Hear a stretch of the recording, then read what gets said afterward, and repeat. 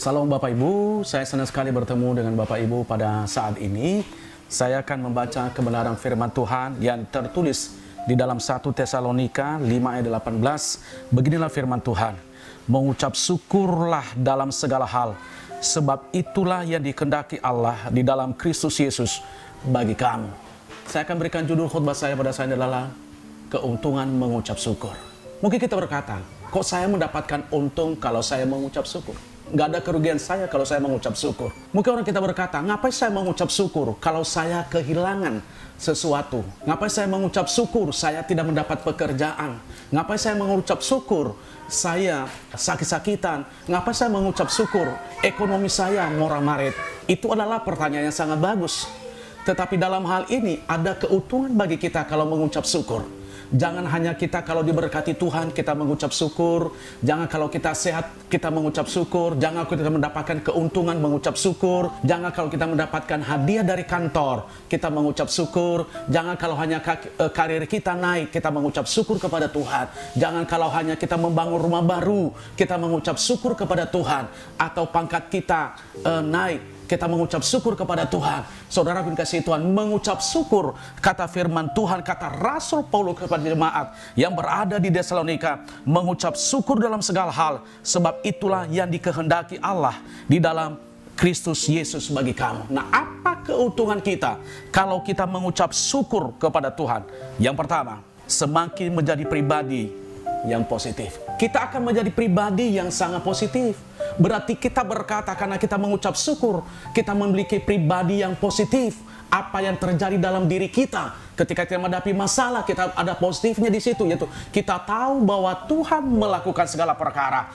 Kita tahu bahwa Tuhan mengerjakan hal yang dahsyat. Kalau kita menghadapi masalah ekonomi, kita pandang positif bahwa di balik itu ada berkat Allah yang sudah telah siapkan bagi kita. Makanya kita menjadi pribadi yang positif. Kita memandang sesuatu positif.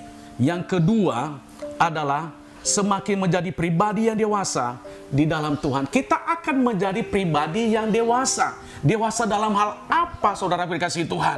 Yaitu dalam hal kita mengiring Tuhan. Dalam hal apa, saudara kita dewasa? Dalam hal kita semakin hari bertumbuh di dalam Tuhan. Dalam hal apa, saudara dikasihi Tuhan? Dalam kita semakin hari melihat bahwa persoalan itu menuntun saya supaya saya lebih dewasa. Tidak ada orang yang berhasil tanpa dia melalui proses, saudara dikasihi Tuhan. Tidak ada orang yang bisa dewasa tanpa dia mulai dari nol. Seperti bayi.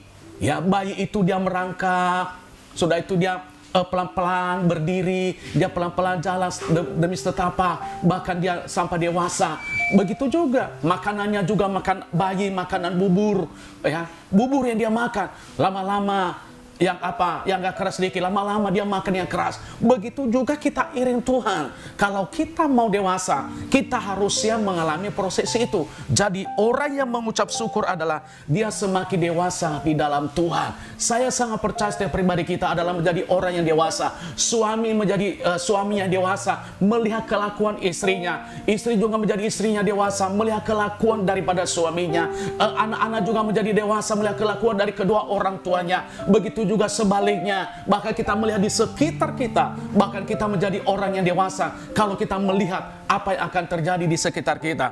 Keuntungan apa yang kita dapatkan kalau kita mengucap syukur? Yang ketiga, semakin menjadi pribadi yang memiliki ketenangan. Raja Daud berkata, hanya dekat Allah saja aku tenang, daripadanya lah keselamatanku. Saudara aku dikasihi Tuhan, kalau kita mengucap syukur, ada ketenangan dalam hidup kita. Kalau kita mengucap syukur, akan ada ketenangan dalam jiwa kita. Kalau kita mengucap syukur, saudara dikasihi Tuhan, kita akan mendapatkan kedamaian. Kalau kita mengucap syukur, saudara dikasihi Tuhan, saya mau katakan, beban kita bisa kita selesaikan 75% kalau kita mengucap syukur. Itulah keuntungan bagi kita. Makanya menjadi orang percaya yang selalu mengucap syukur kepada Tuhan. Tuhan, saya bersyukur apa yang Tuhan kerjakan dalam hidup saya. Janganlah menjadi pribadi yang Tuhan mengeluh. Janganlah menjadi pribadi yang tidak tenang dalam segala hal. Janganlah menjadi pribadi keras kusuk dan pembelaan sana sini. Kalau ada masalah yang kita hadapi, kalau kita mengucap syukur, datanglah kepada Tuhan. Di situ kita akan mendapatkan ketenangan. Di situ kita akan mendapatkan kedamaian. Di situ kita akan mendapatkan kebahagiaan kalau kita mengucap syukur kepada Tuhan. Dan yang terakhir, saudara dikasihi Tuhan, apa keuntungan yang kita dapatkan kalau kita mengucap syukur? Yang terakhir adalah kita mengerti bahwa Allah tidak pernah meninggalkan kita. Kita memahami bahwa Allah tidak pernah meninggalkan kita. Kalau bahasa niasnya, saudara dikasihi Tuhan, ya, tak ilang walau walangi le pernah iri ita. Artinya kita tahu bahwa Allah tidak pernah meninggalkan kita.